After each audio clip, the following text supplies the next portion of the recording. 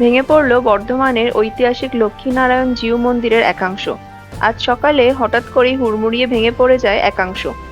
1851 সালে মহারাজা মহাতাব চাঁদ মহতাব এই মন্দির তৈরি করেছিলেন, যা বর্ধমান রাজবাড়ি প্রাঙ্গণে লক্ষ্মীনারায়ণ মন্দিরের ঠিক পাশেই অবস্থিত ছিল। এই স্থানে লক্ষ্মীনারায়ণ মন্দির, শনি মন্দির, শিব মন্দির, একটি স্কুল এবং একটি লাইব্রেরিও রয়েছে।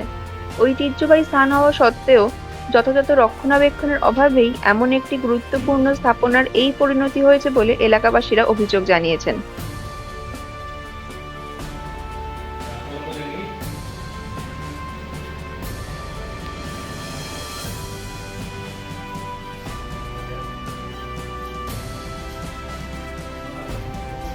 বর্ধমানের রাজপরিবারে হাভেলি বাড়তি লক্ষ্মীনারায়ণজি মন্দির। এটা দীর্ঘদিনের পুরনো রাজ আমলের। আজ প্রবল বর্ষণ হচ্ছে, সেই বর্ষণে এই মন্দিরে অনেক অংশ ফাটাফুটি ছিল উপর দিকে, সেই জল ঢুকে আজকে এটা ধসে পড়েছে। প্রাচীন এটা মন্দির, রাজপরিবারেরই এটা মন্দির। সেটা রক্ষণাবেক্ষণের অভাবেই আজকে এটা ভেঙে পড়লো।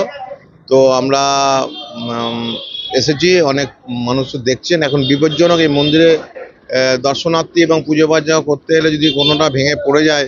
সামনে গেটটা দেখছেন কি অবস্থা আছে, এর আগেও সামনে ভেঙে পড়েছিল। এখন রাজপরিবারের লোককে জানানো হয়েছে, তারা জানাচ্ছে, তারা কথাবার্তা বলার পর এই সিদ্ধান্ত তারাই নেবেন। তো আমরা এখানে এসেছি এটা যাতে কোনো আর বিপদ না ঘটে, সেই জন্য আমরা নোটিশও করতে আমরা বলে দিয়েছি। তো প্রশাসন, এটা ব্যক্তি মালিকানা, তো রাজপরিবারের প্রপার্টি। তো প্রশাসনকে যদি দেয়, এটা তো দর্শনীয় স্থান রাজপরিবারের, এটা লক্ষ্মীনারায়ণজি মন্দির টেম্পল। তো এটা যদি ওনারা যদি দেয়, আমাদের প্রশাসনের সঙ্গে আলোচনা করে, বর্ধমান পৌরসভার সঙ্গে আলোচনা করে এটা যদি আমরা রাখতে পারি তো খুবই ভালো। মানে আমাদের পরবর্তী প্রজন্ম দেখতে পাবে যে রাজপরিবারের ব্যাপারটা, রাজপরিবারের মন্দিরটা। এই পুরনো মন্দির 300-350 বছরের মতো হলো, যেটা আমরা শুনেছি। আমরা তো শৈশব আছি, দেখছি, আমরা সেবাও করতাম। আর এখন চেষ্টা চরিত্র চালানো হচ্ছে, মহারাজার তরফ থেকে অনেক চেষ্টা হচ্ছে এটাকে ঠিকঠাক করে আবার পুনর্নাবিত করা। ট্রাস্ট আছে, ট্রাস্ট থেকে ওনারা দেখাশোনা করছেন, ওনারা করবেন। আপনি এখানে কত বছর ধরে আছেন?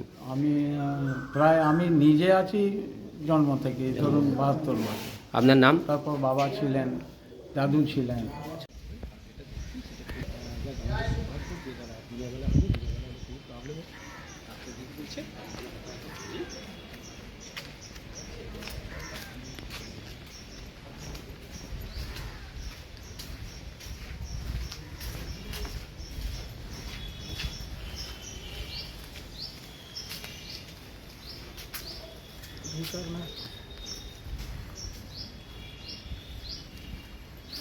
स्कूल है, की खबर होगा?